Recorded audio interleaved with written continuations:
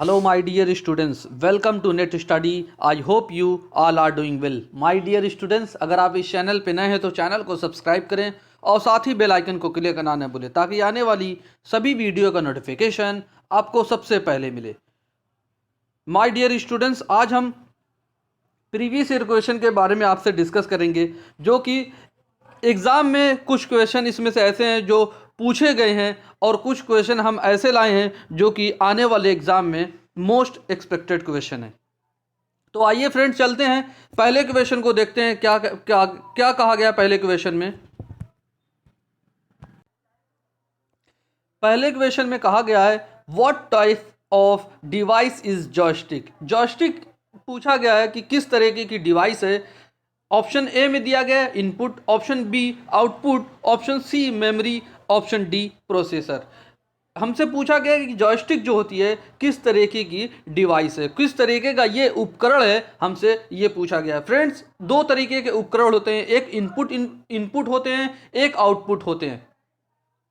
तो हमें ये बताना है कि ये जो जॉयस्टिक है ये किस तरीके की डिवाइस है। तो फ्रेंड, इसका जो करेक्ट आंसर है ऑप्शन ए है, ये एक इनपुट डिवाइस है। आइए देखते हैं इनपुट डिवाइस कौन कौन सी होती है, और इससे रिलेटेड एग्जाम में कई बार क्वेश्चन पूछे जा चुके हैं, जो कि हम उसी बेसिस पे यहाँ पे कुछ डेटा कलेक्ट किए हुए हैं और आपके सामने प्रेजेंट कर रहे हैं। फ्रेंड्स, आप इसको नोट डाउन कर लें, क्योंकि ये बहुत बार एग्जाम में क्वेश्चन पूछा जा चुका है और आने वाले एग्जाम में भी इसकी उम्मीद की जाती है पूछने की।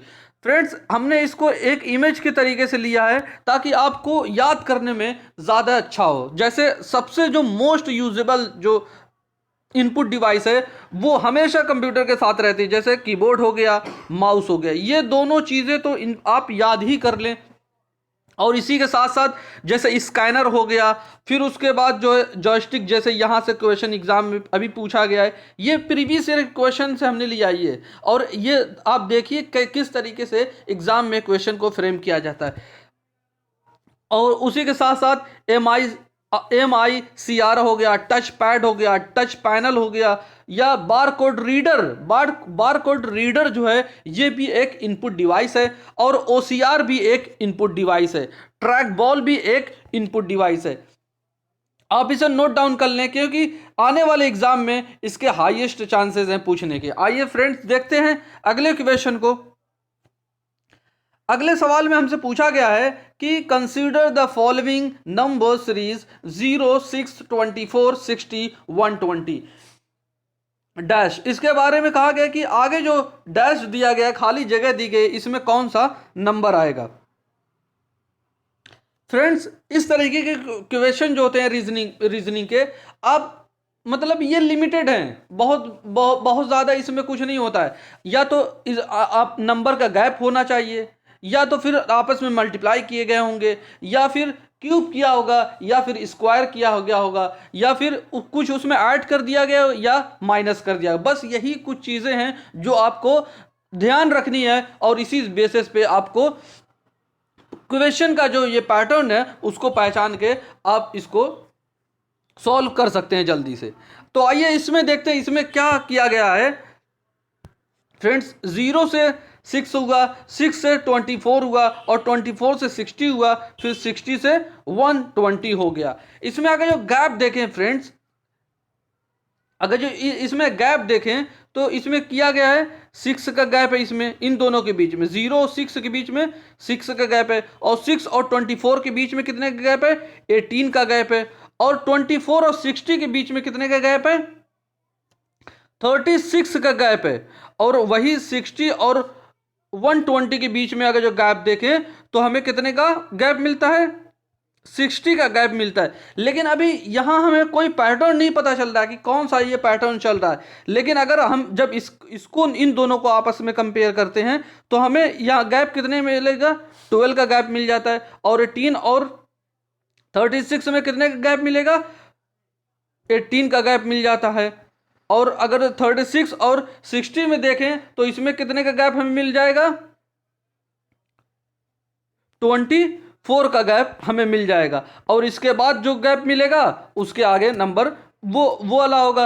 अगर इसमें अभी भी पैटर्न नहीं पता चला है, लेकिन अगर इसमें गैप देखें 6 का गैप मिला, इसमें गैप देखें हमें 6 का मिला, तो इसको अगर जो गैप देखेंगे तो हमें कितना बनेगा 30 बन जाएगा। और जब 30 को हम ऐड करेंगे किसमें 60 में ऐड करेंगे तो हमें अगला नंबर मिल जाएगा कि ऊपर कौन सा नंबर आएगा।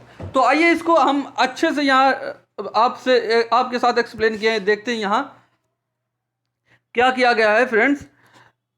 जैसे हमने आपको बताया 6 का गैप यहाँ पे 18 का गैप इन दोनों के बीच में, और इन दोनों के बीच में 18 का, यहाँ पे 36 का और यहाँ पे 60 का। ये आपको फ्रेंड्स ये नहीं देखना, आपको ये कुछ एक्स्ट्रा हो गया।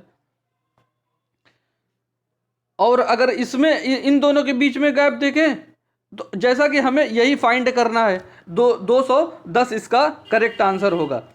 वो देखते हैं किस तरीके से हुआ है। लेकिन अगर यहाँ देखें कोई हमें पैटर्न नहीं पता चल रहा है। फिर अगर इन दोनों के बीच में देखें तो 12 आ रहा है, और इन दोनों के बीच में देखें 18 आ रहा है, और इन दोनों के बीच में देखें 24 आ रहा है, और इनके बीच में अगर जो देखें तो 30 आ रहा है। जब हम 30 को 60 से में ऐड करेंगे तो हमें 90 मिल जाएगा, और जब हम 120 को 90 में ऐड करेंगे तो हमें 210 मिल जाएगा। आई होप फ्रेंड ये क्वेश्चन किस तरीके से किया गया है आप इसको समझ गए होंगे। आइए देखते हैं अगले क्वेश्चन को।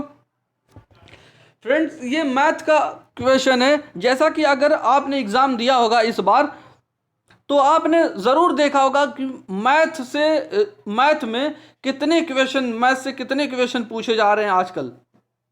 अगर डीआई की बात करें उसी में हमसे 5 क्वेश्चन मैथ के पूछे जा रहे हैं, और फिर अलग से जो क्वेश्चन पूछे जा रहे हैं कम से कम 3 क्वेश्चन मैथ के पूछे जा रहे हैं। रीजनिंग तो धीरे धीरे मतलब जो नंबर सीरीज होती है ये तो एक ही क्वेश्चन आता है, लेकिन जो ये मैथ के जो वो है मैथ के जो क्वेश्चन है वो धीरे धीरे बढ़ते जा रहा है। चाहे वो परसेंटेज से रिलेटेड हो, या रेशियो से रिलेटेड हो, या एवरेज से रिलेटेड हो, और या प्रॉफिट एंड लॉस से, या इंटरेस्ट, सिंपल इंटरेस्ट और कंपाउंड इंटरेस्ट। लेकिन हम आपसे आगे आने वाले जो क्वेश्चन होंगे हम उससे हर तरीके के क्वेश्चन आपके साथ लाएंगे, और आपके साथ एक डिटेल एक्सप्लेनेशन के साथ आपके साथ देंगे। तो इसमें हमसे क्या पूछा गया है, अगर इस क्वेश्चन को देखें फ्रेंड्स, तो कहा गया कि गिवन द 3 नंबर्स, 3 नंबर दिया गया है। उसमें कहा गया कि फर्स्ट जो नंबर होगा वो दोगुना होगा किसका, सेकंड का। यानी पहला नंबर दूसरे नंबर के दोगुना होगा, और जो तीसरे नंबर का जो होगा, तीसरा जो नंबर होगा उसका हाफ होगा पहला नंबर जो होगा तीसरे नंबर का हाफ होगा। यहां तक ये बात खत्म हो गई। अब हमसे क्या कहा गया कि if the average of the 3 number, जो ये तीनों ऊपर दिए, जो ऊपर जो तीनों नंबर थे, अगर इनका तीनों नंबर का एवरेज जो है 56 है, यानी हमें एक चीज दे दी गई कि तीनों नंबर जो हैं, तीनों नंबर का जो एवरेज है 56 है। तो हमसे पूछा क्या गया है कि the difference of the first and the third number is, तो पहले और तीसरे नंबर का क्या डिफरेंस है, उसमें क्या डिफरेंस है, उसमें अंतर क्या है, हमसे ये पूछा गया है। तो सबसे पहले ना तो हमें पहला नंबर पता है, ना दूसरा नंबर पता है, ना तीसरा नंबर पता है। सबसे पहले हम इन्हें फाइंड आउट करेंगे, फिर उसके बाद हम पता कर लेंगे कि फर्स्ट और थर्ड नंबर में कितना अंतर है। वही हमारा क्वेश्चन का आंसर हो जाएगा। तो आइए फ्रेंड्स इसको देखते हैं, अगली स्लाइड में इसको देखते हैं। हमसे क्या कहा गया था, पहला नंबर जो है, पहला नंबर वो दूसरे का 2 गुना है। यानी अगर दूसरे नंबर को हम x मान लें तो पहला नंबर क्या होगा, 2x होगा कि नहीं होगा। क्यों होगा, क्योंकि दूसरा नंबर पहला नंबर जो है दूसरे का 2 गुना है, तो ये अगर x है तो ये 2x हो जाएगा। और तीसरा नंबर क्या कहा गया था, तीसरे नंबर का हाफ है। कौन सा, पहला नंबर तीसरे नंबर का हाफ, तो हाफ क्या बनेगा, 4x यहां पे बन जाएगा। जैसा कि हमें ये इक्वेशन एक मिल गई कि जो हम सिर्फ जो क्वेश्चन में कहा गया हमसे, हम सिर्फ यहां वही कर रहे हैं। क्वेश्चन में क्या कहा गया था कि पहला नंबर जो होगा दूसरे नंबर का आधा होगा, दूसरे नंबर का 2 गुना होगा और तीसरे नंबर से हाफ होगा। तो तीसरे नंबर का हाफ भी है। और हमें एक चीज दी गई है कि तीनों का जो एवरेज होगा वो 56 है। तो एवरेज 3 नंबर हैं, तो हम 56 इसको मल्टीप्लाई कर देंगे तो हमें 168 मिल जाएगा। ये क्या होंगे? टोटल नंबर, तीनों जो टोटल नंबर होंगे वो ऐड करके हमें क्या मिलेगा? 168 मिल जाएगा। लेकिन हमें अभी भी पता नहीं है कि एग्जैक्ट पहला नंबर, दूसरा नंबर और चौथा नंबर क्या है। अब यहाँ हम पता कर सकते हैं, क्योंकि ये हमें पता चल गया कि 168 जो है ये तीनों नंबर का ऐड अप है। तो अगर देखें फ्रेंड्स, तो इसको ऐड करें 2x plus x plus 4x, तो इन तीनों का जो ऐड है 168 है। तो 2x, x 3x हो गया और ये 4x, कितना हो गया? 7x हो गया। 7x is equal to 168। जब x की हम वैल्यू निकालेंगे तो हम 7 से डिवाइड करेंगे इससे, तो हमें कितना मिल जाएगा? 24 मिल जाएगा। अब हमें x की वैल्यू फाइंड हो गई कि x की वैल्यू 24 है। तो जब x की वैल्यू को हम यहाँ पे इस जगह पे हम रख देंगे फर्स्ट नंबर में, और थर्ड नंबर में जब हम रख देंगे तो हमें पता चल जाएगा कि एग्जैक्ट फर्स्ट नंबर कितना है और थर्ड नंबर कितना है। और जब हम फर्स्ट नंबर को पहले निकाल लेते हैं, फर्स्ट नंबर 2 को x की वैल्यू रख देते हैं। x की वैल्यू क्या थी? आई थी 24, तो ये क्या हो जाएगा? 48 हो जाएगा। अब वैसे ही थर्ड नंबर में हम रख देंगे 4x मल्टीप्लाई बाई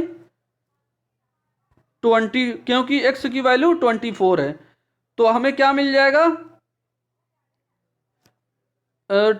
24 4 जा 96 होता है। अब हमें क्या मिल गया? हमें फर्स्ट नंबर मिल गया और हमें थर्ड नंबर मिल गया। और हमसे क्वेश्चन में क्या पूछा गया था? फर्स्ट और थर्ड नंबर का अंतर क्या है। तो हम जब 96 में 48 को माइनस करेंगे तो हमारा जो अंतर पता चलेगा वो 48 हो जाएगा, जो कि ये करेक्ट आंसर हो जाएगा। देखते हैं ऑप्शन में, किस ऑप्शन में दिया गया है। तो फ्रेंड इसका जो करेक्ट आंसर होगा वो ऑप्शन डी हो जाएगा। आई होप ये फ्रेंड्स ये क्वेश्चन किस तरीके से हमने किया है आप इसको समझ गए होंगे। यही क्वेश्चन माय डियर स्टूडेंट्स कई बार एग्जाम में क्वेश्चन पूछा गया है कि कभी इन दोनों को, कभी इसमें डिफरेंस पूछ लिया गया था,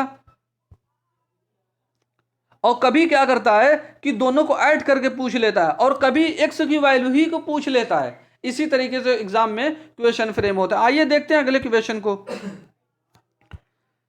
कहा गया इसमें कि in which research method manipulation of independent variable and control of the extraneous variables और नीदर पॉसिबल नॉर डिजायरेबल। कह रहा है कि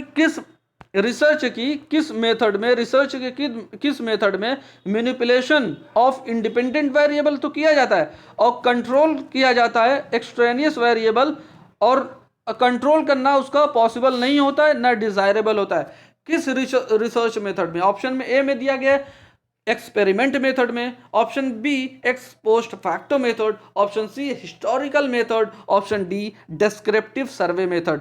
तो फ्रेंड इसका जो करेक्ट आंसर है वो ऑप्शन बी है। एक्स पोस्ट फैक्टो मेथड में मैनिपुलेशन ऑफ इंडिपेंडेंट वेरिएबल तो किया जाता है, लेकिन जो कंट्रोल जो एक्सट्रेनियस वेरिएबल होता है उसका जो एक्सट्रेनियस वेरिएबल को कंट्रोल करना इम्पॉसिबल हो जाता है।